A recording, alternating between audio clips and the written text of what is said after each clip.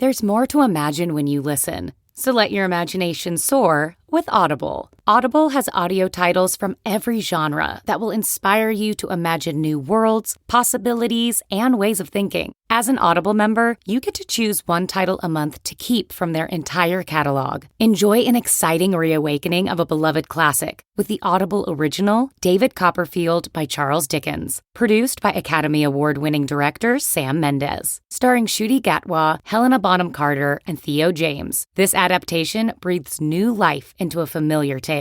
New members can try Audible free for 30 days. Visit audible.com/imagine or text IMAGINE to 500-500. That's audible.com/imagine or text IMAGINE to 500-500. Are you struggling to close deals? Cold outreach is wasting the time of both the buyer and seller at every stage, especially when sellers are using shallow and outdated data. Your organization can overcome these challenges with technology that translates comprehensive, high-quality buyer data into real-time insights. These deeper insights empower sales reps and teams to adopt the habits of top performers, which leads to better outcomes, like more pipeline, higher win rates, and larger deals.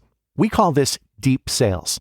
And we've built the first deep sales platform with the next generation of LinkedIn Sales Navigator. Right now, you can try LinkedIn Sales Navigator and get a 60-day free trial at linkedin.com/trial. That's linkedin.com/trial for a 60-day free trial. Let LinkedIn Sales Navigator help you sell like a superstar today. Just go to linkedin.com/trial and get started. Welcome to How to Survive, the show that teaches you how to survive the stuff that can kill you. Like authoritarianism, or Mexican drug cartels, or charging bulls. And the stuff that just makes you wish you were dead. Like learning your parents still have sex. Or watching Anthony Hopkins lose his marbles. Or getting caught. Those all sound scary. I forgot to talk. Yeah, you did. You just kind of froze. I did. I had like a fugue state moment where I just went into like a dream state, and I don't know why, but you know what'll help me get out of it? Our theme song. Ground is shaking under our feet. Mountains on fire, flooding in the street. Can't breathe the air, can't fight the feeling. Gobbling down Xanax ain't the way to be dealing. Gotta do better than just getting high. We gotta stick together if we're gonna survive. Ooh, how to survive. Ooh, how to survive. Okay. Are we ready? Yeah. Have we started? Yeah. Hi, everybody. Welcome back. This is How to Survive. This is How to Survive. You know that by the theme song. Also, we were gone for a week. We hope you enjoyed a shortened version of our bonus episode for the free listeners. And we were gone because Chris went to Mexico. I was in Mexico. I hope you pronounced it Mexico the whole time you were I there. pronounced it Mexico the whole time, especially to the people who live there. Yeah. I was like, I love Mexico. Oh, I'm sure they greatly appreciate it. Everyone there loved me. And I want to say welcome to our new Patreon Oh. subscribers. Oh, I thought you said Patreon. Welcome to our Patreon. No, our new subscribers. So yes, welcome. Thank you for joining. Thanks for making the leap. Yes, we so appreciate you. Yes, I was in Mexico, and so we released the bonus for a little treat. So what city were you in again? We weren't in a city. We were in a small village, which is, so we flew into Cancun. Yeah. For those of you who've heard of Cancun. Yeah. Immediately left because we didn't want to be in Cancun. Uh-huh. Drove down south to a small village called Acumel, which is between Playa del Carmen and Tulum. And how do you find these places? I do a lot of research. Yeah. I like research because Right. I do. Do you ever do the research for a place and then realize, oh, I've already done the research for this place? But not until it's too late? Yes, in fact. Oh, we've already been here before. Oh, shit. This is a place we've been. This isn't a new place. I wanted to stay somewhere small and not touristy.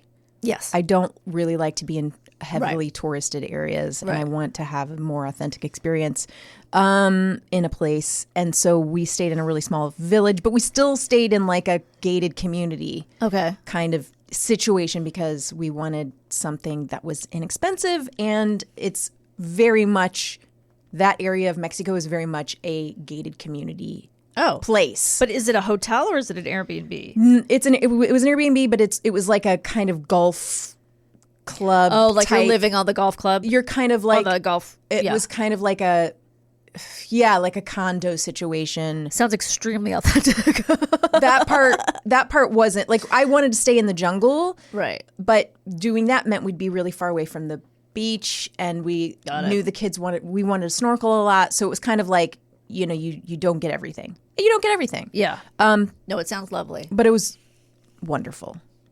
I highly recommend it for especially people with families, but even if you don't, it's magical. So no injuries, no tales to tell? You're kidding. Oh, I mean, I'm not saying I don't have tales to tell, but nobody got, I just realized. Something's beeping in your purse. I got it. Did you bring a bomb back? I'm sorry that I brought this bomb. Emma Bombeck. I brought Emma Bombeck. She's going to tell some mildly amusing stories for Reader's Digest on our show. We've done a pivot. The show has taken a different turn. It's not about how to survive anymore. No, it's just cute anecdotes about your dog. Yes. Well, let's see. Would you like a tale? Yes. Okay. So Alex is like, I just want to go to the pool. Okay. And so the pool is incredible at this country clubby kind of place. It's this huge infinity pool. So whoa. It's really nice. So we go to the pool, and somehow she brings up, this is not the funny part, P.S., that I had a miscarriage. Oh. Right. So because Benjamin had told her at some point at bedtime, I had told him the story about having a miscarriage. Sleep well. Yeah, good night. Don't have any bad dreams. You could have had a sibling. I don't even know if I knew this. Did I? I don't, maybe, but like. This is before them, I'm No, assuming. after. So it had come up very naturally. At some point he had asked, were you ever pregnant, or did you ever have any other kid? Like something along the lines of like, well, I did get pregnant, but it didn't work out. It was very early, and it was such a big surprise because Dad and I didn't think we could. Right. So then, of course, he told Alex, because even though they fight all the time, they also tell each other everything. Yeah. So she was like, Benji told me you had a miscarriage. And I was like, yeah, And she was like, when did that happen? And like, she said, were we rainbow babies? Which I guess is like a baby you have after a miscarriage. I'd never heard that term. I thought rainbow babies were like dead babies. I don't know what they are. But maybe that's what it is. Anyway, she knew the term. I didn't know. I think they're super gay babies. Garen's a rainbow baby. Yeah. So I said, no, because this happened after you were born. You guys were like about 11 months old, and I was like, oh no, I can't have another baby. Jesus Christ. Can you imagine? No. Oh my God. I mean, I was sad when it happened too, but like also thank God, because I was. Were you going to have it? Yeah, I was going to have it. Whoa. Could you imagine? It would have been like triplets. It would have been the worst. I just can't imagine. Oh, nightmare scenario. Yeah. So she goes, wait a minute. Oh. Do you mean to say that you and Dad have had sex since Benjamin and I were born? And I go, yeah. She goes, just that one time though, right? Does she think it's just for procreation? I go, no. She goes, there were 3 other times. She goes, so do you still have sex? I go, oh my God, Alex. Yeah. Wait a second. Mom. No. And I go, do you think that parents don't have sex except to have kids? She goes, well, I knew other parents did, but I didn't think you guys did. And I said, yeah. She goes, when was the last time? Oh no! Wow, she's so up in your face. I know. I with go, this shit. I don't know. I'm not going to tell you that. She goes, well, last week, last month. And I said, I don't know. She goes, ugh, I think I'm done at the pool. So we then we just like laid in bed and we were like reading our Kindles, and Alex comes in and she goes, "Why are you guys naked?" Oh my God. And I go, "Because we were just in the plunge pool." And she goes, "Well, then why didn't you put some clothes on?" Oh my God. And you're naked in the bed? What's going on? What? She's so crazy. Yeah. And then when she go to the pool, she goes, "So we're going to go to the pool and we're going to be gone about 20 minutes. Like, it was like, Sven goes, "Do you think she was like making sure, you know?" And at another point, like later during the trip, we were in the bathroom together and like Sven was in the shower and I was getting ready to go to, we were going to dinner. She goes, "Why is this door locked? What are you guys doing in there?" Why is she like a mother of teenagers all of a sudden? I know. It's like she's trying to protect from having another kid. Like, no. She doesn't want to. It's like, is that what it is? Oh, I don't know. I think she's just grossed out by the idea of them having sex. I think she's worried she's going to walk in on something. Well, speaking of kids, Oliver's here today because he's on spring break, and this is his exciting spring break. He's loving it. Oliver. Hold on, I'm going to get him for a second. Quickly now, mother needs you. Quickly now, mother needs you. Come here for a second. Okay, so I brought Oliver in. So Oliver, I'm sure you heard that from the other room, that fascinating story. We've never had a conversation like that, have we? Nope. No, we're never going to, are we? way. No, we are not. But the reason why I brought you in was because I wanted you to explain, because it's spring break and you're like raging because it's you're going like, nuts. You're going nuts. You're doing like shooters and cake stands. Yeah, cake What's stands. a shooter, by the way? Isn't a shooter? Did I make that up? Isn't that like a shot or something? A shooter or something? It sounds like something. It's something. I don't know. It's cool. But I just want you to tell them what your day was yesterday. Your friend came over. Yeah, my friend came over. We were partying, having a great time. Yeah. And we decided to end the night by having a super fun viewing of The Father, the Anthony Hopkins movie where he has dementia. This is what they chose to watch. It was a great time. It was between that and Swingers, and we were like, "What's gonna be more fun?" And we were like, "Oh, I know. Let's play a card game to decide." And I lost the card game. So we watched The Father. Wow. And your friend has seen this movie 5 times. He's seen it like 5 times. Wow. It's his favorite movie. And I can't imagine watching it a second time.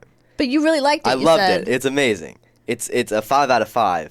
But it is rough. It is. Yeah. I can't imagine seeing it. It's not like something you watch over and over again. Not for me. It's for him, imprinted on apparently. you forever. Yeah.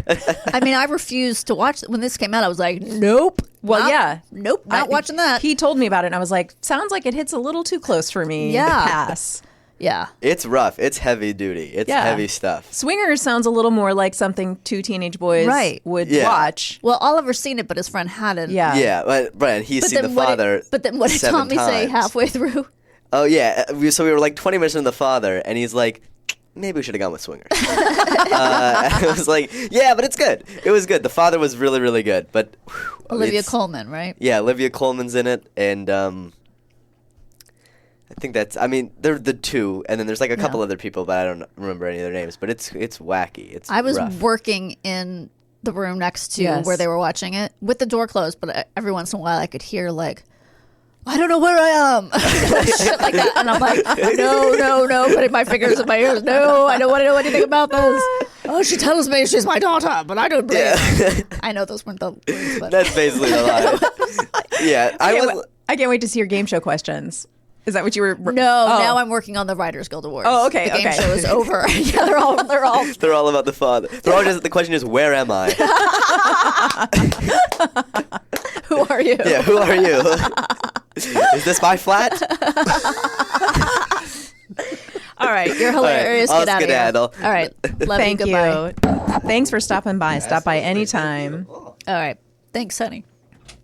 All right, now he's going to go eavesdrop for the rest of the show. Good. Is it okay that this is still on? I turned the volume all the way Okay, down, so great. it should be okay. Hilarious. Okay. Well, that's amazing. I love that story. Oh my gosh. I'm obsessed with your daughter. I would like to know what it's like to have a daughter, but that's just so funny. No, she says no. It's complicated. It's wonderful. You have this it's like an intense closeness of like somebody made a version of yourself that's not nice to you. It's like your worst self-loathing just manifest. That wants to hang out with you all the time, but then can be cruel as you can believe. But also it's really sweet because she's actually so much fun. Yeah. She's really fun and very funny.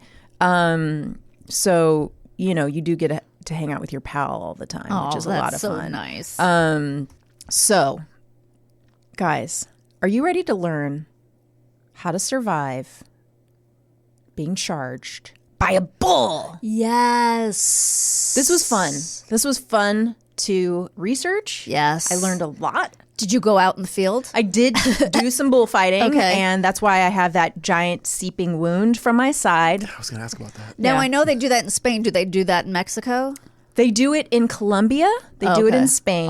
All scary things happen in Colombia. Yes. The stuff that happens in Colombia, I read a whole thing in Rolling Stone that was going to be my story, and I'll get into it a little bit. Okay. It is horrifying. Oh, really? It makes Spain look like, going to McDonald's for apple pie. They've not outlawed. Well, that's also dangerous. Yeah. I mean, people always talk about how hot that apple You could pie is. sue for that. You could burn the roof of your mouth on Yeah, that thing. burn your genitals. Yeah. Well, if you eat it, if you You're doing it wrong if you do it that if way. you do an American Pie situation. Yes. But with because it's like a pocket. Yeah, it already is like a pocket. You could put your dick in it. Glad my son's hearing this. That's all right. He's heard worse from Someone me. has absolutely done that. Yeah, 100% someone has Somebody's done that. definitely They're doing done it right that. now. Yeah. We just gave them the idea.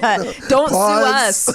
Guys, it's too hot to put your dick in Now, it. is the apple pie, is your dick in an apple pie a limited time offer, or is the apple pie available year round? And Shamrock Shake, that would be a limited time offer. It feels like you should only do it over the holidays.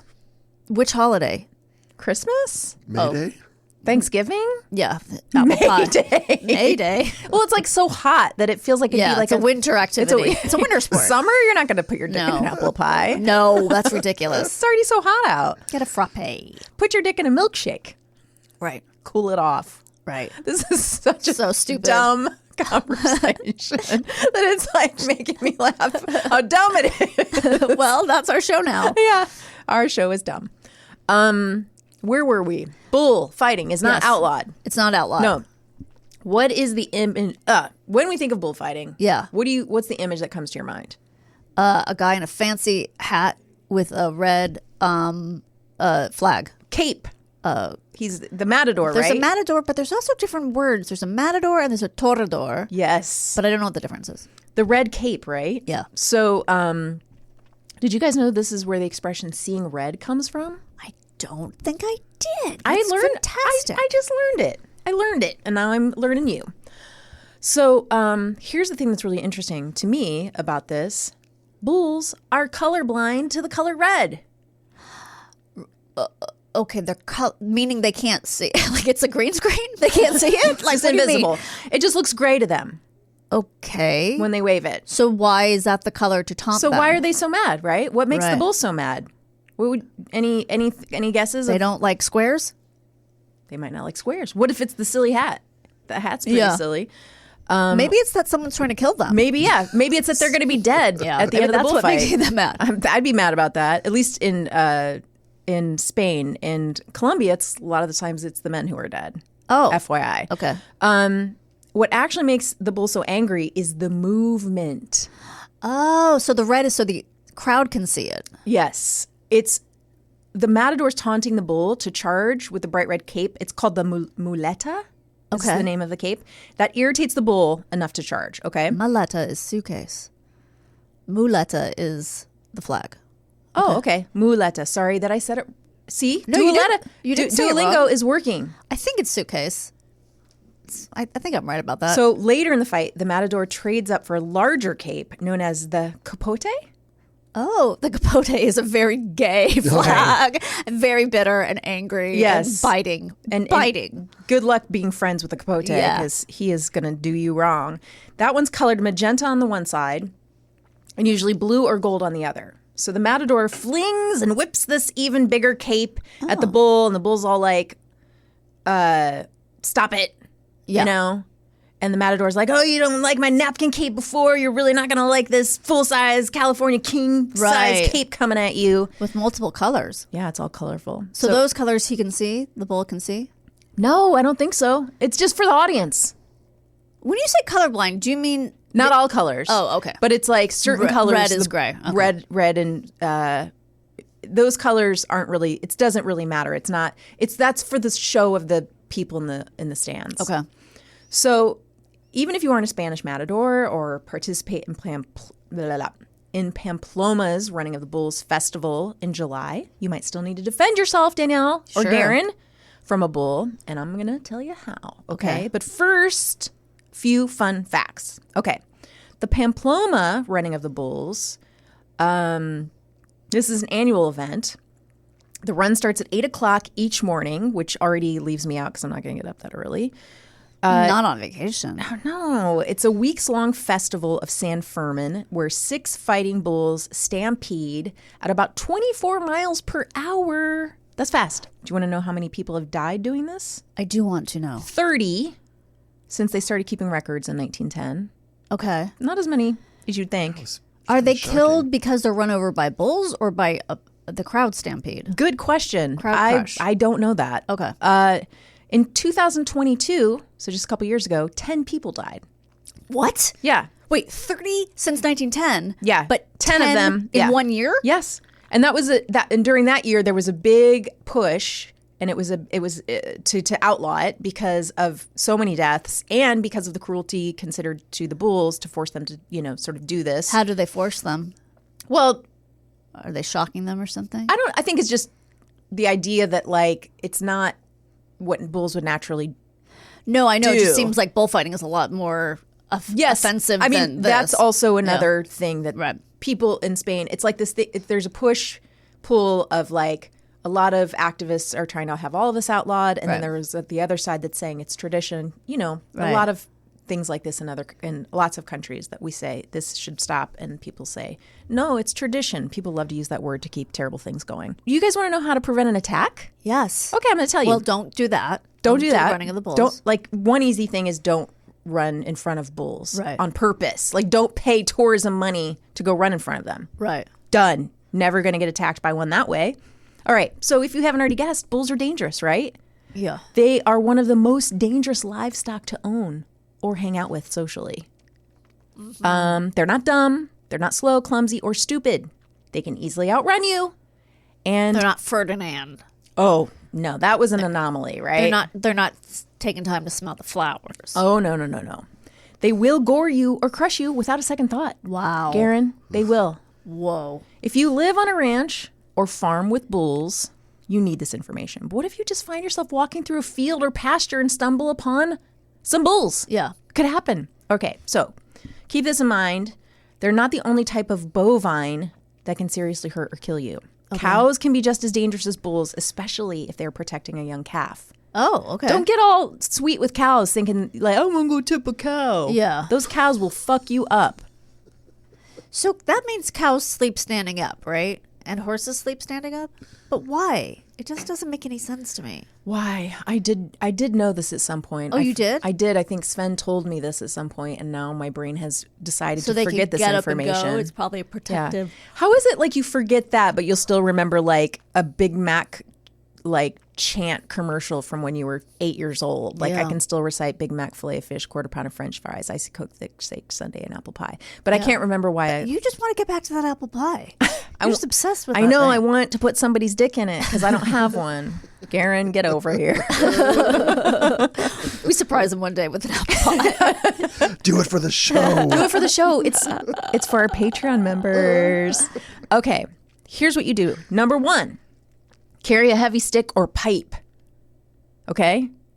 Okay. At all times. Say you're just wandering through a field? I'm going to order you guys one on Amazon.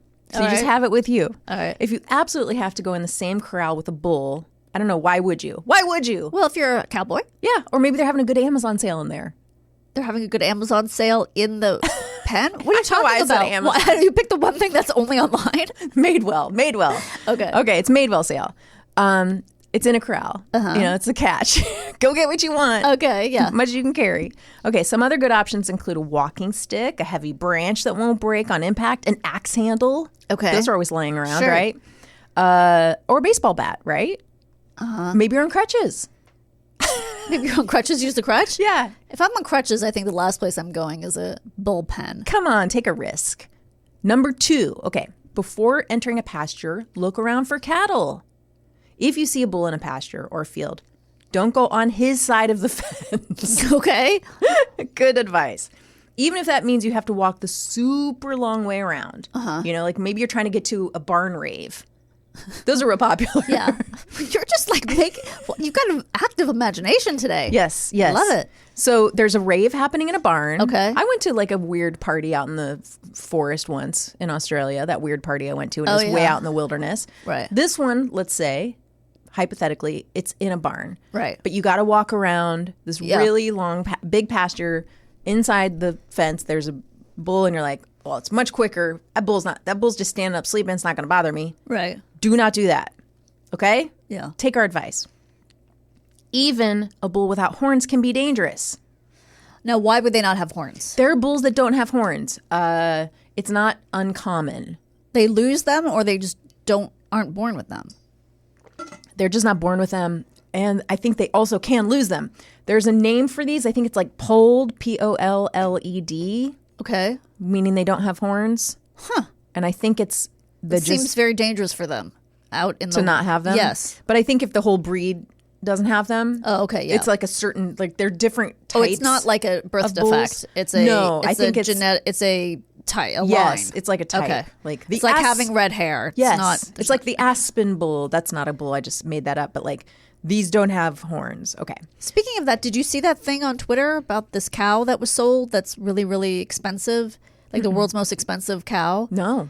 But it looks like, because it has like loose skin, so it looks like a costume. It just looks like people in a costume. Is that what made it expensive? I don't know. I didn't read it. I just saw it's weird. That is. Garen will find it. And I we'll want to put see it. in That's what's happening to me. Yeah, I know. And I think my value is decreasing, so Yeah. I'm not sure why. Same. As soon as you drive it off the lot. Number 3, watch for signs of aggression. Okay? If a bull sees you as a threat, he has ways to warn you to keep you away. Ready? He paws at the dirt. I was going to say, I know this from cartoons. Or rubs himself and then in he it. snorts. Yes. Bellows or growls. It sounds something like this. Rumph. Rumph. Okay? Okay. Tosses his head. All right. Now, this isn't like a model. It's not like Cheryl Tiegs in an 80s movie tossing her head. Okay. Christy Brinkley. Glares at you, following movements with his eyes. Uh-huh. Following you. Right. Okay. Lowering his head, so his forehead points towards you. Uh-huh. It's very cartoony, right? Yeah. Raises his tail slightly and stands sideways to show you how big and powerful he is. Oh, dang. Right? That's okay. terrifying. So, here's what you want to do. Stay near fences or obstacles. If you absolutely must go through an area that has a bull, walk next to the fence so that you can climb over for a quick escape. Okay. If it's not an option, choose a route that takes you past hay bales or other obstacles that you can get behind to protect yourself from a charge. Got it. Look for, concrete wall. All right. Walk as far away from the bull as you can and not through the center of a herd. Well, that feels like Yeah. Okay, that's practical. pretty good advice. What if I have a cardboard drawing of a bush and I just keep that in front of me and with a handle? Yep. And I just make my way through like that. Oh, Will like that work? Like a prop from a play Yeah. that Oliver was just in? Right. I think you've got nothing to worry about. Okay. You are I carry that with me all the time. good. I can see it. It's right there So- next to okay, you. Yeah, So here it is. So you can't even see me now, can you? Nope. Nope. I disappeared. Oh, here I am. I'm pretending I'm a bull that doesn't want to attack you. Here's number 5 piece of advice. Remain calm as you walk by the bull or bulls. They aren't good at judging distance unless you're directly in front of them. Okay, so walking too quickly into their field of vision can freak them out. All right. Don't jump scare them. Okay. Don't skip at them. La-di-da-di-da. Don't do any TikTok dances, Garen. They don't like that. I know you're learning them back at your apartment. Okay. Is that still a thing? TikTok dances? Yeah. I imagine. Garen? It seems to be increasingly being overtaken by highly political stuff. Okay. Or the By the same people? Like the same people who were doing dances? Or maybe it's my feed. And now it's all... Yeah, I think it's probably your feed. Eclipse is going to kill us all. It's going over all these biblical towns. Yeah. Like it's Your algorithm is giving you so some... stupid. Giving you some info. Okay. If he starts watching you... Oh, wait. I skipped something. I'm sorry. Okay. Once you're in its field of vision, anywhere not directly behind it, you never want to be behind it. Walk at a normal pace, but do not run or make any sudden movements, okay? Because this can encourage the bull to charge. Okay? If he starts watching you and giving you the warning signs we talked about earlier, turn so your side faces him and walk diagonally away, okay? This makes you look smaller and less threatening. Oh, okay. Yeah. I love it. Use perspective. Yes. All right. You know they love Picasso, bulls. They love art. Yeah, they really appreciate when you show them perspective. Yeah. They're like, this is a human who appreciates art. Right. I don't want to gore them to death now. Do not make direct eye contact. Do not turn your back on the bull, but still stay aware of where he is. All right. Now you want to escape, right? Obviously. Yes, please. Okay. So let's say this bull's showing you some signs of aggression. You're backing away calmly to the nearest gate, the climbable fence, or a cattle guard, which is also called a cow grid or Texas gate. You know, Beyonce's going to write a song called Texas Gate. Right, yes. It's coming. Remember, the bull is assessing you as a threat, and running can cause it to charge. If the bull seems calm but starts to walk toward you, you got to get out of there, because bulls that sneak up behind you can be even more dangerous than the ones that give you obvious warnings. Louise. All right. If the bull charges, dodge a charge to the side, right? Then run past the bull. If you are charged and can't get to the safety in time, run to the side, get out of its path. As the bull passes you, change direction and run past the bull so it has to turn fully around. Okay. Does that make sense? It's a lot of choreography here. I know. But you have a dance background. Yeah. They're teaching this on TikTok, aren't they? I hope so. As you run to safety, this is important. Zigzag to slow the bull's momentum. What's the animal? Oh, bears. You know how bears do that sneak, that fake charge? Yeah. Bulls never do that. Okay. If they look like they're going to charge, they're going to charge. They're going to do it. They're never going to do a fake out and like put their hand through their hair.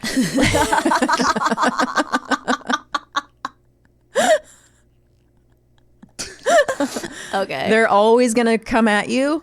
So just don't think I'll just stand here, because they're probably going to turn around at the last second. Right. They're coming. Throw your backpack or shirt as you run to distract the bull. Be aware, though, that a bull is much faster than you in both speed and reaction time, and often you won't have enough time to take your shirt off, right, and throw it at the bull. But like if you're running, like if you have something, you can maybe throw it. I don't know though. If I had a steel rod in my hand, I'm going to hold on to it, because if they catch up with me, I want to have that. Should you do that fake, like what they do with the dog? Like fake the tennis ball? Yeah. Yes, that's a good idea.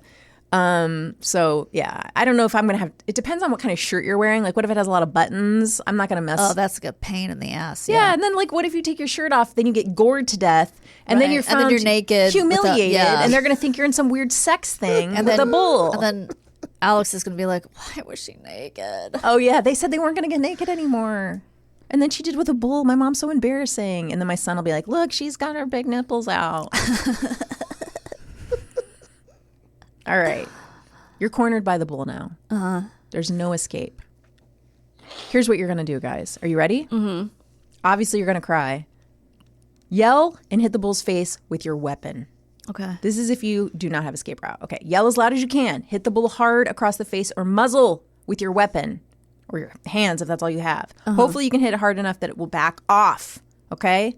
A hard hit to the muzzle or nose is often enough to make the bull stop chasing after you. All right. Here's something I found interesting. This is about bovines in general, okay? Bulls and cows raised for meat make less contact with humans, so their herd instinct naturally kicks in when they interact with others of their kind, and humans are treated with indifference. Okay. Okay.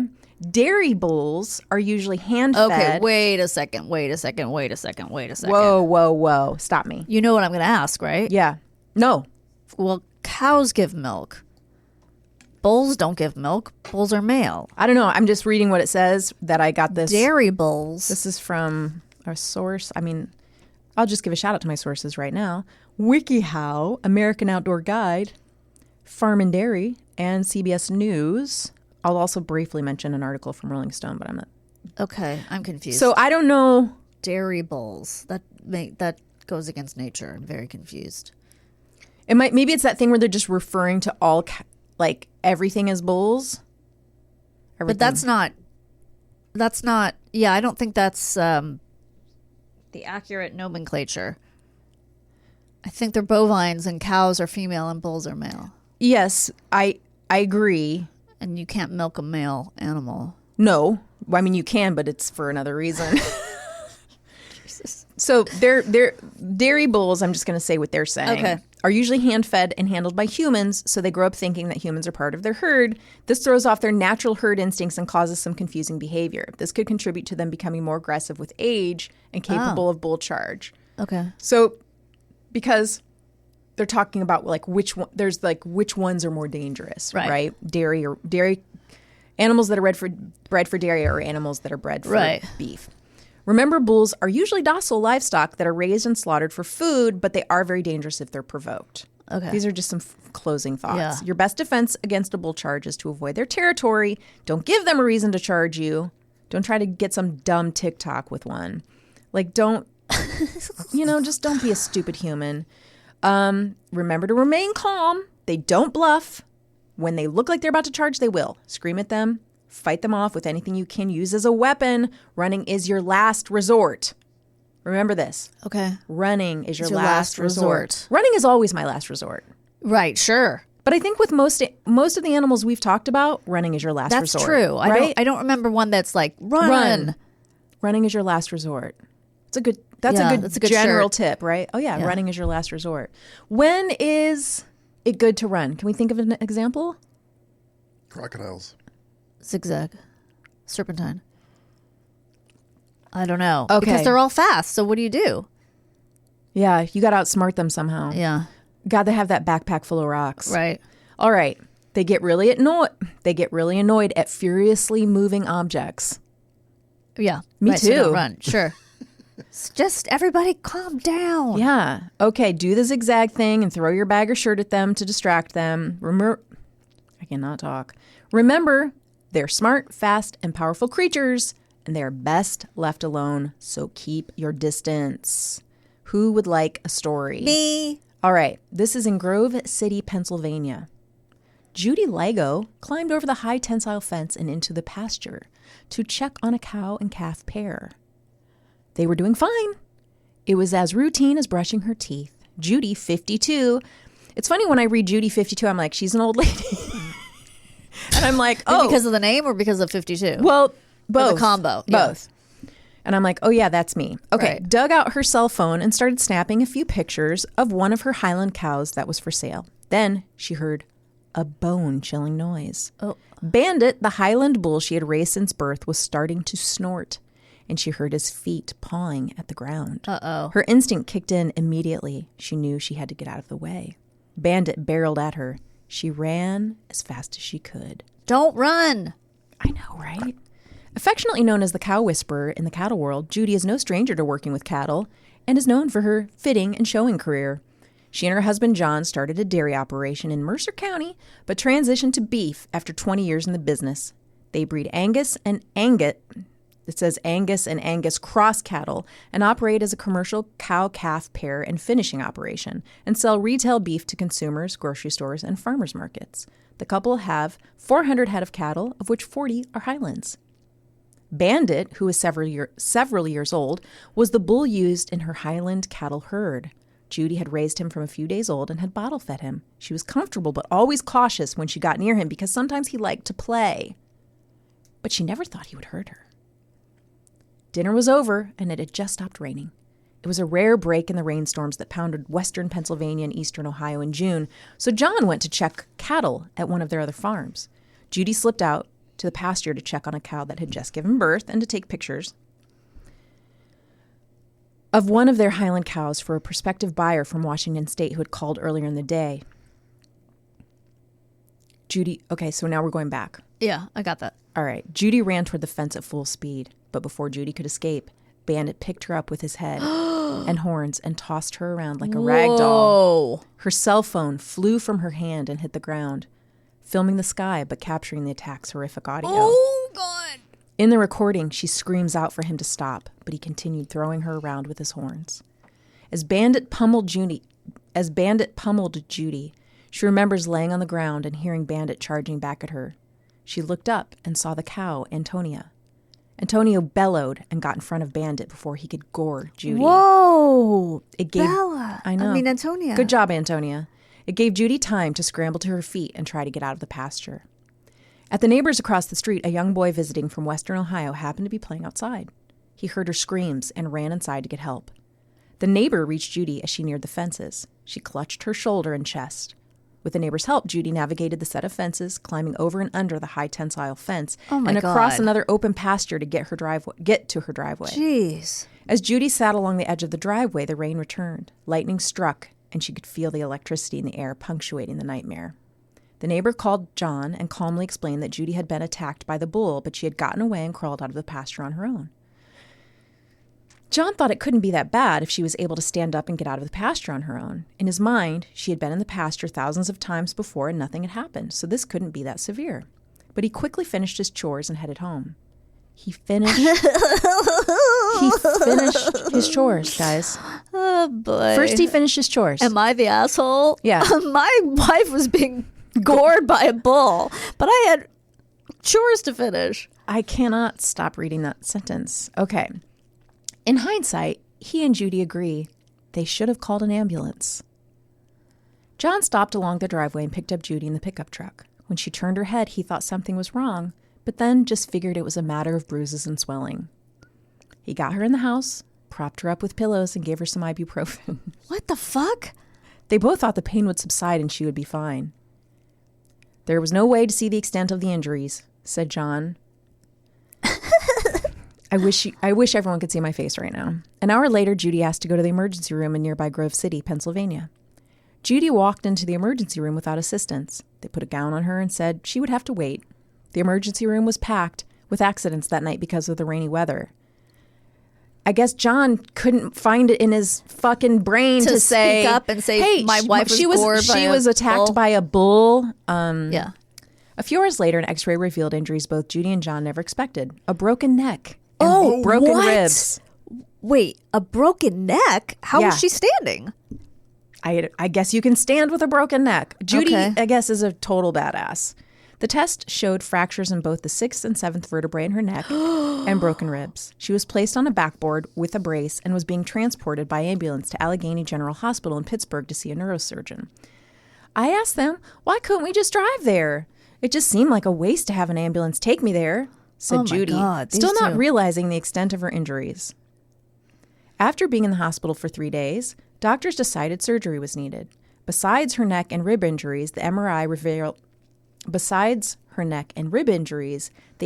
revealed one more injury. One of the main arteries in her neck was crushed during the attack. Instead of having 2 arteries servicing her brain, she would live the rest of her life with one, which could mean compromised blood flow as she ages. Holy ghost. She was able to leave the hospital after only 1 week, but Judy had to wear a full neck and torso brace for 8 weeks, followed by 6 weeks of physical therapy. Oh my God. And through it all, the farm had to keep going, so Judy had to give... So Judy's out there with a mummy outfit. Yeah. Uh-huh. So Judy had to give directions to her husband on what to be done and when. Frustrated because she was so used to handling her own share of the work, now she had to hand it off and hope everything got done. Her first big outing after the ordeal was to the Mercer County 4-H Roundup for the livestock sale and was astounded by the support she received from family, friends, and the agricultural community. You live by degrees, said John when he thinks back to that June day. When you think about the possibility of what could have happened, you realize how lucky she was, said John. Judy survived that attack by the tiniest of degrees. As Judy thinks back to that one day, she wonders if there were warning signs or something she could have done differently. She has also wondered if the injections he endured as a sickly calf made him associate pain with her. She still hears the bone-chilling bellowing Bandit made as he charged. He was all about attacking and killing that day, said Judy. I could have been completely paralyzed or dead. Judy believes that working with cattle is about respect. The cows have to have respect, and the humans have to have respect. It's a two-way street. It's a lesson.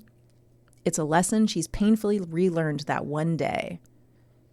Oh my God. Guess what? The cattle don't have respect for you. No. They're cattle. Yeah, I don't think that's a thing you can expect. They don't understand the intricacies of human nature. No. I think I understand now what a dairy bull might be. Okay. Stud? Maybe. To procreate with the cows, to breed? Because they have to be able to be milk. Like, you got to get them pregnant at least once so they can make milk. And then... Well, for all the cows. I mean, you got to keep making more cows. Yep. That's my guess. I don't know. That's horrific. Yep.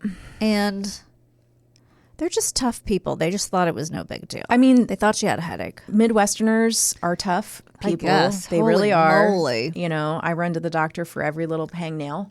I can't imagine. Like, I was pummeled by a bull, and I'm just going to sit here I'm going to take some ibuprofen. I was waiting for you to say that her eyeball was gouged out, and they just thought it was swollen over. Yeah, I mean... her neck looked funny. What did he say? Yeah. It's like, it looked off. I mean... How do you not immediately go to the... How do you immediately not go to the emergency room in this situation? Also, like... Honey, why can I see my own butt? How is it he hears... My wife got thrown by a bull multiple times. She's in her 50s. I'm going to finish my chores and then I'll get over there. Because she could walk. Yeah, I don't know. Those stalls. It's bananas. Yeah, no. I mean, look, farming is tough work. I'll tell you that. Yes, holy moly.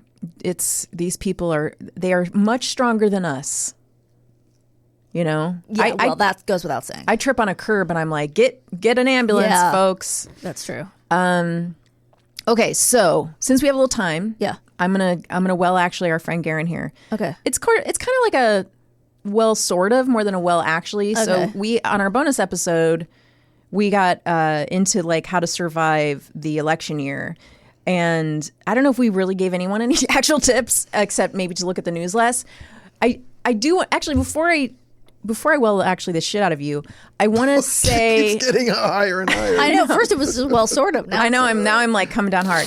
I do want to say I didn't give a tip that I think is actually very, very useful, and I'm gonna promote it heavily on our show, even though people might not like it. Which I think is the best thing you can do to survive an election year, which is to do some activism. Yes, it makes you feel good. Yes, it's not difficult, and like you feel like you're doing something. So what I want to talk about a little bit is we talked a little bit about Biden and the student loan relief program. And Garen was a little upset because he felt that Biden maybe had let people down or it wasn't really his program. So what I want to do is point out a little bit of what this really is and what has happened with the plan. Because you said some things that were not exactly not true, but a little bit skewed. So one thing that is true is that there is something called the Public Service Loan Forgiveness Plan, which was created in 2007 by President George Bush. Mm-hmm. Okay, and it still exists. Okay, this is a United States government program that was part of the College Cost Reduction Act, and it was signed into law by President George Bush. Right, and it was a way to help people working in public service relieve their debt burdens from college. Okay, so this program permits direct loan borrowers who make this is a little muddled, but who make 120 qualifying monthly payments under a qualifying repayment plan while working full-time for a qualifying employer to have the remainder of their balance forgiven. Got it. Okay. The earliest time in which borrowers could receive forgiveness under the program was after October 1st, 2017. So that means at least 10 years. The Department of Education reported that 2,215 borrowers had the remainder of the respective student loans forgiven under the program as of April 30th, 2020. Only 2,000? Yes, for a denial rate of 98.5%. Okay. 98%. Okay, so Now, if you want to get some more information about how badly this program has worked, you can watch John Oliver's episode, and it's really, I'm not going to get into how badly it's been run. And a lot of this has to do with the loan servicing programs, which are like Sally Mae, all of these loans programs, okay? So that happened way before Biden came into office, right? So let's take a look at Biden's track record for student loan cancellation relief. His original plan was to wipe out $400 billion in student debt, okay? Right. And I got information on this because I have student loans. Maybe Garen does too. I don't know. Oh, I do. So his plan was that he was going to cancel $10,000 per borrower, $20,000 for recipients of the Pell Grant.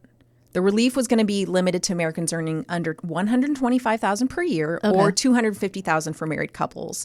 Okay.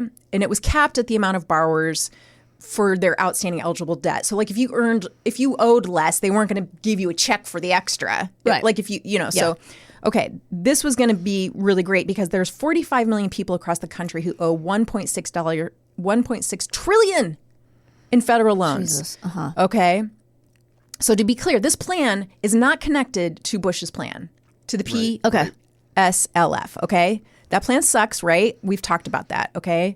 So why didn't Biden do what he said he was going to do? Because Congress stopped him. Supreme Court struck him down, right? Yeah. It's stacked with Trump cronies. This is never going to happen, right? So, however, he still accomplished a lot. Okay. Last month it was announced he canceled $1.2 billion in student loan debt, bringing the total amount that he's wiped out during his time in office $138 billion for 3.9 million borrowers. This is more than any other president has done to help student loan relief in history. Okay. The way he did this was through fixes to the education department made through several debt relief programs, including, yes, the Public Service Loan Relief Forgiveness Program. Other areas are people on disability, the SAVE program, debt relief after 20 years.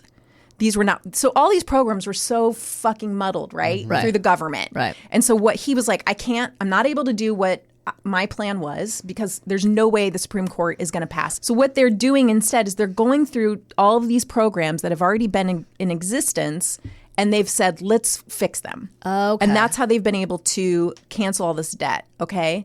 So while you're saying he's not doing what he said and he's only going through these other programs that existed, he's doing an end run. He's trying to make it work. He's making it's because it's a workaround, so he can still accomplish what he set out to accomplish. The reason he's not able to accomplish his major program is not his fault. Right. So I think for us to say Biden failed on student loan forgiveness is not fair. Right. And just to sort of like go on that note, he's also made the most ambitious investment to combat climate change in history, but most Americans are unaware of his signature climate law. He has a major stimulus bill, large investments in infrastructure and health. Voters believe he's not accomplished much. And even many of the people who voted for him 2020 are not impressed with our economy despite falling inflation and unemployment near historic lows. Right. So who cares? Again, like we've said, you don't have to be excited about him. This isn't about you not liking him. Right. But it's also not as bleak as people like to make it. No, I think let's be realistic about what we think we are getting or not getting. Yeah. So I just wanted to point out these details about the student loan forgiveness program because I think they're sort of two different things. Anyway, that was my thank you. That was my little speech about. Oh, I will tell you, if you do have student loans, you should be signing up for that SAVE Act thing that Biden created because I think the end game of that is to get rid of them loans. And I think you have to. It takes everything down. Yes, it consolidates your loans, yes. and you have to do it maybe by April 30th. Let's put it in the newsletter. Yeah. So thank you guys for listening. That was great. Thank you so much. And I love all of you. We will be right back after this. Fall is here, and if you want to sleep in the coziest bed imaginable, you have to start with Boll & Branch's best-selling 100% organic cotton sheets. You'll spend every night wrapped in buttery, breathable softness and feel your sheets get even softer with every wash. Discover the difference with Bowl and Branch's 30-night guarantee. Plus, get 15% off and free shipping on your first set of sheets. Visit bowlandbranch.com and use code WONDERY15. Exclusions apply. See site for details. Canva presents the killer of productivity. It was an ordinary workday until... Oh no, this meeting. It could have been an email. Run. Canva had a creative solve. Get email. I'll just put the info the team needs in a Canva doc, and I'll make it visual with images, charts, and graphics. Bring productivity killers to justice with creativity. Love your work at canva.com. Okay, welcome back. Okay. All right. I guess we'll do this. All right. She's keeping it very chill. I spent the break giving Oliver a beat-by-beat explanation of our sex life. Oh, good. Yeah. So now he knows. Yeah. I bet he's That's thrilled. not true, Kulap. Her daughter was Mortified? but also like wanted to know Way too many details? Way too many details about how often, when, why it's happening. She discovered that my husband and I had sex past the time that she and her twin brother were conceived. And it threw her for a loop. She didn't think that. She thought 11 years ago we had sex and then we haven't since. Right. Ever. But other adults, other parents do. We just not us. Right. Yeah. So that was So it was our vacation in Mexico, I think, was ruined for her. So she found out she'll on always vacation. associate Mexico with your sex life. Yes. So, I won't. No. Hilarious. Before the break, we were talking about how to survive being charged by Ebola. Now we're going to talk about how to survive getting things free of charge with Kulap Vilaysack. Hi, Kulap. Hello. How are you? Thanks for coming in. I'm so excited to be here. We're so excited. You know Kulap as an actor and a TV creator, high bajillion-dollar listings, and also you co-host a podcast called Add to Cart with Suchin Pak. Yeah. So tell me, what is the premise of the podcast? The podcast is we kind of talk about all the things we buy and buy into and sort of what that says about what we are. So it could be about face serums, but it also could be about celebrity crushes or just like parenting. Yeah. Okay. This sounds Fun. really good. Okay. Yeah. I'm going to sign up as soon as we're done. Me too. And I mean that. And I'm so glad that you mean it. I do mean it. I like that guarantee. Because because we always talk about, we have like best friends who don't listen to our podcast. Yeah. So, Yeah, I get it. And you can talk about parenting because now you have a almost 1.5-year-old. Crazy, yes. And- Emerald Birdie. So cute. And she showed us a picture before. Well, I made her show us a picture. We were swooning. She's extremely adorable. Thank extremely. you. I agree. And is it so much fun? It's really fun. It's great, right? Yeah. And it's a lot of work, but it's... Yeah, it's a lot of work, but we have help, and it was such a hard road to get to her. Right. That right now everything's just sort of gravy. Yeah. I mean, I know it's that not. hard road. You know it. You get it? Okay. Yeah. Yeah.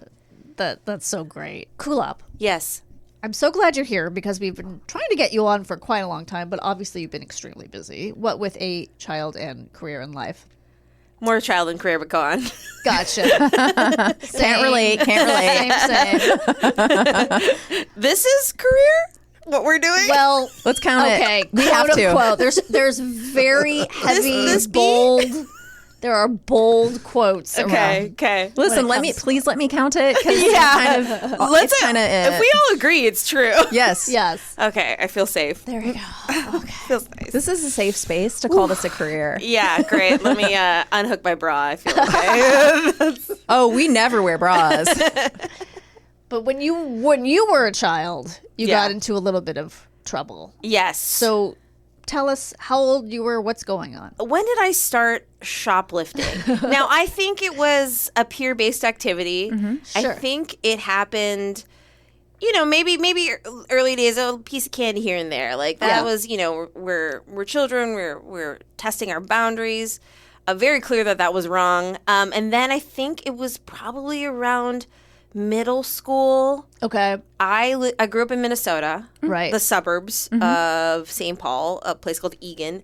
Right next to Eagan is Bloomington. Inside of Bloomington is the Mall of America. Yes. Oh, right. Biggest mall, right? The biggest mall. Yes. The biggest mall. And so there was sort of like in my middle school a little bit, and with kind of like the cool kids of sport in shoplifting a little bit. So, you know, hitting Bed Bath & Beyond, getting some Plumeria lotion, what else, you know, some sort of spray, some Right. highly Disgusting peach spray. saccharine Yes. smelling Jolly Rancher in a Can bottle. I tell you, Kulap, that is still the thing that tweens love, because my daughter has it in her bedroom now, and it is migraine inducing. When you become an adult, you cannot be near it anymore. Yeah. It's weird, right? Very weird. And you would think that their they would have fresher noses. Yes. And they would be more Less tolerant. sensitive. No, they love it. They love it. I'm like, please, you can take So that intense. out of the house, but please don't wear What's it. she wearing? What sense? It's like jasmine dream, oh boy. coconut, Oh, boy. you know, Does sunshine. not sound like any. Does not smell like nature in any vanilla, way. vanilla almond joy or Oh, something. my It's all. God. It sounds awful. And you can get 3 of them for like $15. Well, of course, that's it. But I didn't. I got them for free. And so you did, and we would just sort of do rounds of like you know, being able to go to Abercrombie and Fitch and like you know, go with like maybe you go with a gang of girls, you know, and kind of like cover that type of thing. And I'm trying to remember where my mom maybe became aware is I brazenly stole hair dye while I was shopping with her, not in the Mall of America, but at our local grocery store, Cub Foods. Ooh. And like I brazenly did that, and she was really pissed and really upset. And she's like, "You don't get, you know, you're gonna get caught," and like, you know, so that I think was where, and I didn't, but that's where I think she kind of clocked that I was kind of doing that. So when you're with your mom, are you doing it because you don't think she'll get it for you, or is it like this is my sport? I do this. This is a habit at this point. I think maybe both. Yeah, Okay. I think maybe both. I'm You're trying just to like, think I of want it. Yeah. And then I'll just take it. I'll just take it. And there's something about like being able to take it and also like maybe I feel like maybe she's a good cover. With your mom. Taking it. And that's like, I think maybe if I'm thinking about it. Less risk, maybe? Yeah, which is really crazy because I was terrified of my mom. Like that, like my mom, our relationship is like the insane, crazy, volatile one. So, you know, I mean, I guess that's just like hormones or something, right? Like not thinking right or like, I'm not sure. So this is sort of builds up. So when I turned 6, I started working at the Mall of America when I could, which was like about 14, 15. Okay. And then that started with the first things you can do there is like work at the food court. And then I think around 15, 16, you can start applying for like the retail places. Okay. Sure. So in the retail places, you know, I started working at, I think it went like, I worked at the Levi's store. I worked at like just random places, but like the places at the time that you wanted to work were the anchor stores. Okay. So the Mall of America is sort of like this big rectangle. In the middle was Camp Snoopy. Now it's like the Nickelodeon universe or something like that. And then anchored by like 4 rotundas, which was at the time like Sears, Macy's, Nordstrom's, and Bloomingdale's. Okay. So when I was, I want to say 15, 16, I worked at the Macy's. And that's the gig you want. Yeah, you kind of want that. Yeah, because it's like a bigger store. And I think you would prefer Nordstrom's or Bloomingdale's because that's just sort of the, you know, the status. Yes, higher end. Higher end, right? I mean, and to be a Nordstrom's brass plum girl back in the day would have been amazing. Right. But yeah. Well, you skipped Sears, so I mean. I skipped Sears. Yeah, Sears wasn't, no, we don't want Sears. Yes. They sell lawnmowers there. Exactly. Yeah. Appliances, I don't give a fuck. So I think I had pretty much, at that point, I had stopped my habit of, like, pocketing things and going there for sport, because then, working in retail, you kind of realize the security systems and the tags. And I had already gotten, like, I had stolen from Bloomingdale's at one point, and it still had the tag on it. It was a CK. It was a Calvin Klein skort. It was a corduroy skort. Yes. Oh, that sounds awesome. Never wear because it had the tag on it, and there's no. And I knew smart enough to know that I couldn't pry. You didn't have the tag removal thing. Yeah, at home. yeah, but exactly. It didn't go off. Because I somehow I wrapped it in such a way that it did not go off. Whoa. Yeah. Okay. Yeah, and so was that the biggest thing you ever stole? I think that was probably the highest ticket item until the story I'm going to tell you. Which was I just used to hang out with a lot of. So then I moved down from those popular kids, and I started hanging out in Minnesota. A lot of immigrant. I'm Lao American, and a lot of the Southeast Asian people that I was hanging out with. We really started to co-opt Black culture. There were such things as like Laotian or Lao Bloods and Crips, and that was a factor in our lives, and that there was, I would, we'd get in fights in pool halls. Like there was just things that would happen. Like there was, and I didn't get in a lot of fights, but there were some to speak of, and nothing really bad, like never. But at the time, and in this period of time, I was hanging with some unsavory folk. I don't know how this happened, but I became friends with the leader of the Lao Bloods. And our friendship, we had met prior in some parties, but then he called my house collect from jail, where he was like, and I accepted that call. And he was in there for shooting someone. And so Jesus Christ. That's a step up from shoplifting. Someone about like murder. And then, but we started sort of like this friendship, and he had a girlfriend. Okay. And I don't know what, my poor mom was like, what is happening? Again, he's calling collect. Yeah. But I was just in this, I don't know. Like, I just was in this place. I was always fighting with my mom. And then, I was working at the women's dress department, so I'm a serious person. I'm a serious person. But then there were the old, like, as I was moving that way, there was my kind of past was following me, and sort of, then I, again, struck up this weird friendship with this guy. And then he came up with this idea. Like, I was the youngest person working in, again, the women's department. Like, this is where we were mother of the bride dresses. They're not so much like, maybe a little prom, but it's not like the teen department. Yeah, okay? gotcha. Yeah. So it was like me and a bunch of like much older people. Yeah. And the sort of less time that I started hanging around with these people was this guy calling me, and he came up with this idea later on, where when he came out of jail, he went to some girl's house to give her a homemade tattoo. Oh, for fuck's sake. This gets worse and worse.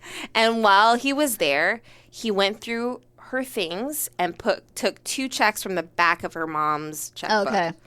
And his genius idea was to put that into my Macy's account, my employee account. And when you the way it worked with Macy's, to get the discount is you put funds into your account, and then off of that, do you get like 10%, 20% or whatever. Oh, okay. So his genius idea was to forge checks and then deposit them into your my account. Okay. And then go on a shopping spree basically with his girlfriend. So my genius idea was like, great idea. I agreed to that. It's just like, as an adult, you look back and go, what did you think was going to happen? Also, what's in it for you? Did you have a crush on him? Nope. It was just, I think, just this desire and need that I've only I still want to belong. It's just now I'm not insecure. Right. Yeah. And I do belong, and it's not something that I'm desperately seeking and needing. Yeah. approval and wanting to, like my family's so horrible. I want to find family outside of it. Mm-hmm. Yeah. It just was this story of life, I guess, in that way. But like, what did I get? It was just like, oh wow. I remember first talking to Lao guys and like, you sound like a white girl, and that making me feel bad. And now I'm being accepted by this like person of somewhat authority, and like other Lao people. I've never been Lao enough. I've never been enough, and so this sort of. This cool guy, has a good idea. And I'm like, this will be great. Like, I'll do this, and I'll get free things because, like, my morals aren't right. They're not aligned with what I am now. I'm like, okay. Even though, like, I liked my job and I liked the people I worked with, but there's like, I just wanted belonging and acceptance, I guess, and I wanted free shit. And like, you were a teenager, like, not. I mean, I did so much dumb shit, but also like not thinking things through to the end result. When your brain isn't done growing, you're just seems like a genius idea. So how could it possibly? How could it possibly go wrong? Doesn't sound like it will. No. In the end, guys. You were like, I don't know how checkbooks work, so I don't see that this person who actually has the checks is going to notice the money missing from their account. Yeah, or like, I don't know, reach out to their bank and like look at the check and go, this isn't my signature. Yeah. Right. Why was the Macy's and what account was it connected to? And what's her employee number? Yes. And I want to say, if this is correct, I think it was like, it's between 1,000, 2,000 total. Okay. That we go shopping. Yes. With 10%. It's also funny that it's like some 10% discount. Yeah, it's like nothing. Yeah. Maybe that's really shitty discount. At the max, it was 20 because of some promotion, but at minimum, like the regular is like 10. Yeah, right? that's shitty. So then I do that, and of course I get busted. And how I get busted is, I go to work, and one of my coworkers who worked in the department had recently gotten a promotion and moved into HR. And so that poor thing, this poor woman who I had worked with for months now, had to sit while I got interrogated in this like in the security room, and I'll never forget it because it was like I am 15 or 16 at this time. It's like a Saturday morning or something like that. They tell me to go upstairs to sit on a stool in the middle of the security room that has all of these cameras. It's dark except for the light of the cameras. And my former coworker, who's now working at HR, is sitting there, and this like big, like aggro white guy is just like grilling me. And it was terrifying, and it was like, it was so scary. And his goal was to get me to name names, and and it was hours. It was like at least 2 hours of just like, oh my God, he's just trying to get stuff. And whatever. I just like, I didn't give up any names because I was like, I don't think that's a good idea for me. Like, I was like, I don't think that's a good idea. Like, I was in jail. I just don't think that's a good idea. But you admitted. Yeah, like, I mean, when there was no like any way I could say like they have, it's in my account. They have footage of me putting the, what I mean, like the footage of me shopping. There's nothing could. So they basically like, you're fired. You can never come into a Macy's. Oh my God. You're gonna have to pay restitution. You did the shopping. Me and his girlfriend. Oh, okay. Me and his girlfriend went shopping. So and then you brought it up to the register. You got it. Yeah. Right. You paid quote unquote for it out of your account. Okay, got it. Yeah. And then totally got caught. So I was like, oh, that was so scary. And like leaving Macy's, like it was just like, oh God, that was like a car accident, And I 100% did not tell my mom. Right. Wasn't gonna bring up. So I think maybe for a couple weeks I pretended to go to work on the weekend. Oh, wow. Like, but then she, as all moms do, kind of was like, something's up. She sussed it out. Yeah. Something's up. So they didn't tell your parents? No. That's kind of amazing. They didn't press That's charges, amazing. They didn't press charges. I was going to pay restitution. They didn't call, but then my mom called, and then they did tell my mom. And then they did call because she was like, something's up. Something's up. So they called, she called the mall. She called Macy's. She's like, is my daughter there? Oh, and they were like, no, we fired her because she committed a crime. She committed check fraud. It's more than just shoplifting. Yes. It's like it's a whole ring. Yeah. Oh, yeah, my check God. And then the hammer came down. Oh my God. The hammer came down. I'm so scared for you right now. Like, it was really, like everything got like stripped away. And What did she take? Tell us everything. I mean, like, I forget. It was. I see you were grounded for 100 years. Yeah. And like, the last thing she was going to take is that I had gotten into theater that year, and I was in a play, and I was going to like play practice, and she went to talk to the teacher, and she was going to pull me out of it. And Mr. Kim Walton begged her to keep me in. He went to bat for you. He went to bat for me. And so she took away the car. I had to come, like the only thing that I could do was go to Play rehearsal. Play rehearsal. Like that's it. And like that changed my life. Yeah. I stopped hanging out with those people. Yeah. We were fine. They like were appreciative. He was very appreciative that I didn't bring his name bet. up. Like, and I stopped hanging out with anybody who was remotely like that. Yeah. And I started hanging out with white people, and here I am with you guys now. What a trajectory. That's how to survive. Yes. White people are always the answer. Oh my God, that's hysterical. Here we are. Oh my God, that's so And funny. I don't, and I have, from that point on, it shook me enough to go, oh, yeah, I think I'm not going to do any of this stuff, and it's just not worth it. And, I just started, and maybe overcompensated the other way of always thinking about, I like to say minority reporting, overthinking too many different ways of how things could go south. But, wow. I just didn't, I stopped pretty much that behavior. It's kind of, it's really good you got caught. Yeah. Because it kind of changed everything, set you back. Yeah. Set you right, set you. Yeah, because it's narrow. I was learning how to use my cleverness, and what I described to you was not clever, but in the wrong way. Yeah, exactly. Putting it towards something else, and not. Yeah. There's kind of a thrill. You're getting a dopamine rush. Yeah. In the wrong way, and then you went to theater and got a dopamine rush, the same rush, but for something good. Yeah. So it was a sort of you got the same hit. Yeah. Maybe that you needed. And when you're in theater, you belong to something. Yes. Yeah. That you is could still fit the in. definition of finding your people, belonging to something. And so he was right to make you stay in it, because then you would have been pissed and rudderless, you know? Yes. So you're still not allowed in a Macy's, right? I mean, you can't even watch the Macy's Day Parade. They won't let you. Anyways, I'm doing really well. I don't need Macy's. You're at Nordstrom. She has a whole podcast about shopping, guys. I think it worked out. It's true. It's true.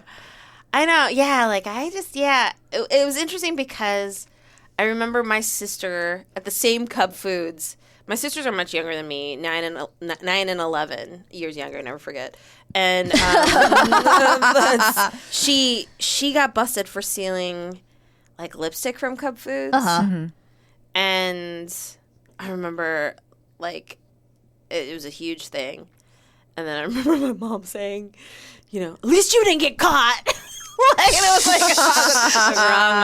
wrong message. So funny. Well, Kulap, thank you so much for being here. That story was incredible. Really good. Yes. Really so fascinating. Good. I totally got the picture of you as a teenager. Yes. I want to see actual pictures of the giant pants. I think I have maybe one or two to share. I'd love to see that. Thank you so much. I'm so glad we finally got you on the show. I'm so happy to be here. And we will be right back with What Did We Learn Today? Make this new school year an opportunity for your kids to learn important life skills with Greenlight. Greenlight is a debit card and money app for families where kids learn how to save, invest, and spend wisely while parents keep an eye on kids' money habits. Greenlight also helps families get into their fall routine with a chores feature that lets parents assign chores and pay kids allowance when they check them off. Get your first month free at greenlight.com/Wondery. Greenlight.com/Wondery.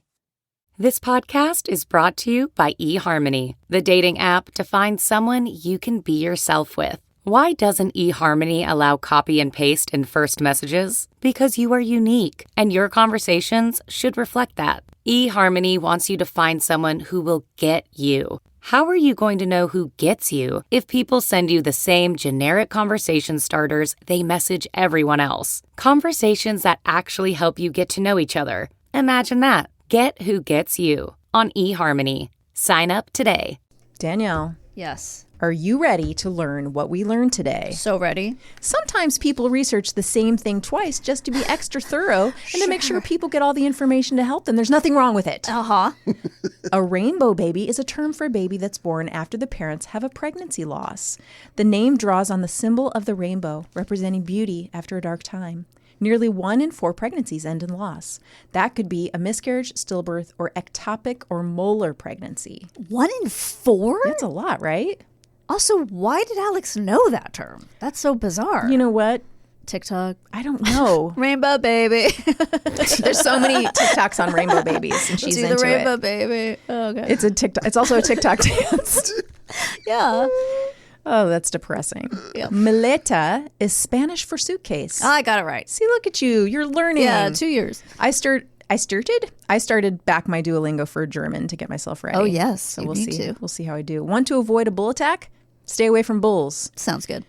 You've probably heard that big animals like cows and horses sleep standing up, but when it comes to deep sleep, it's just not true. While cows can doze off and sleep lightly on their feet, when it comes to REM sleep, they lie down just like the rest of us. Okay. This is not true just of cows, but of most other large herbivores as well. Horses, bison, rhinos, and more. That makes me feel better.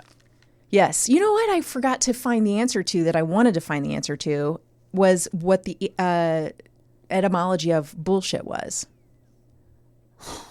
Huh. You know? Yeah. Anyway, we'll find out for You next time. step in it, but why does that mean it's Why a lie? why does it... That's really interesting. Where did Okay. that come from? Horses slumber while standing to balance their need for sleep against the ever-looming threat of predators. Horses come from a long line of prey animals in the family of Equidae, and sleeping on their hooves is an adaptation against predation. But while horses do most of their sleeping while standing, they do need to lie down for more restorative sleep.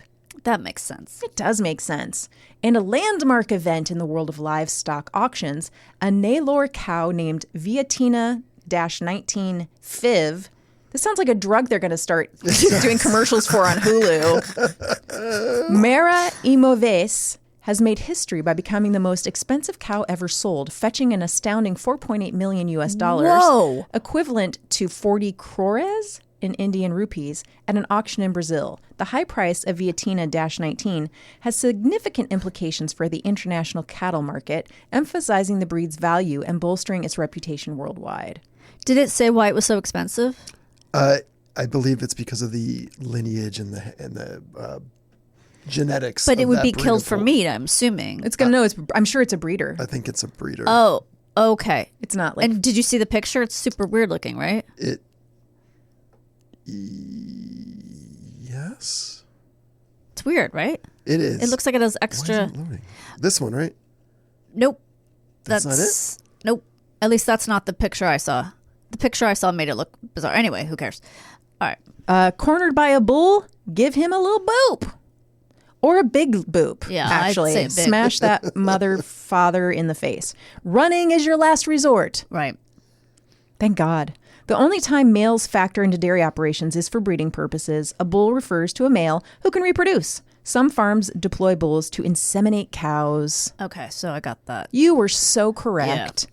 What else, guys? Anything else we want to say? I think that's it. Garen, did you get that article from an Indian newspaper? Because why were they giving us the translation of know. rupees I don't know. for something that happened in Brazil That's a good to Americans?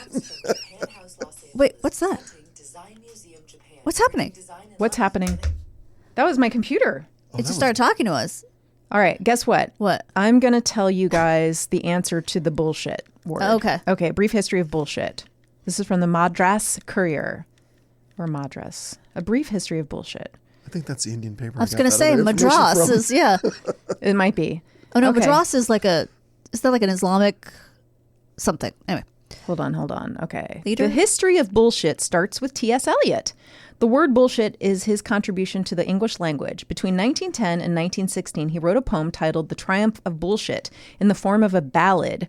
Though the text of the poem does not mention the word bullshit, in the last 100 years or so, this distinctly modern linguistic innovation has become one of the most commonly used terms in the English language. The earliest citations for bullshit are from the British writer Wyndham Lewis and the American essayist E.E. Cummings. I think of him more as a poet, honestly. Yeah. According to the Oxford English Dictionary, Eliot has sent me bullshit and the Ballad for Big Louise. They're excellent bits of scholarly ribaldry, writes Lewis on 2 February 1915. Okay, blah, blah, blah. He replied, I tink a lot of bullshit. Somehow,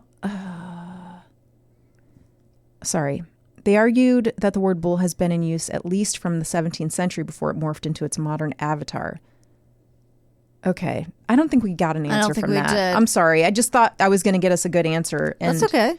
I failed. I was looking for it too, and it's basically that. Okay. Well, I'm disappointed.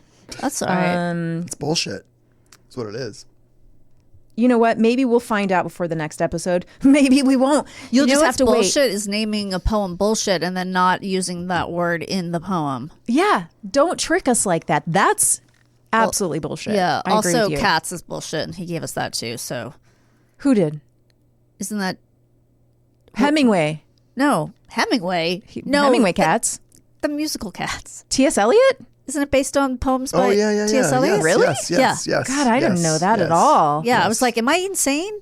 No, it's based on. I think we should bring him back from the dead and kill him. You're thinking of the six-toed. I'm thinking of Hemingway cats, which are Hemingway. Amazing. I don't want to see those. Oh my God, they're little kitty, little funky paws. I want one of those cats so bad. If you can find one of those cats that can detect a seizure, you'll be, I don't think you'll those be in heaven. they don't have those kind. Sorry. Just dogs, which I'm getting one.